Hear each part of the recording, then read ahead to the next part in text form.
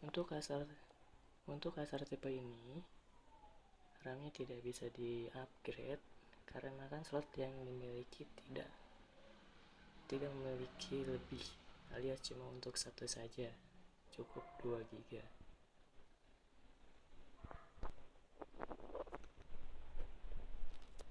Berikut penampakannya.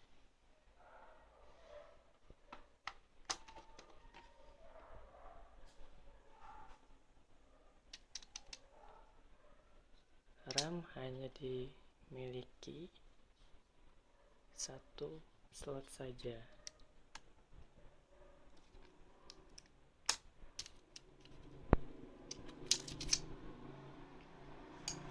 Tidak ada lebih, hanya satu.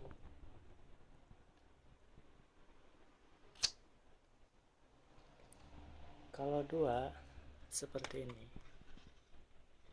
1, 2. Ini kalau ini bisa di-upgrade. Tapi ini bukan tipe Acer yang kita bahas tadi.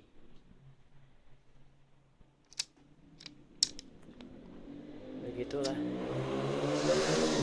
Dan tipe prosesor Acer ini dia tertanam, tidak bisa dibongkar. Dan kalau misalkan rusak prosesornya, ya udah ganti semua sama motherboardnya.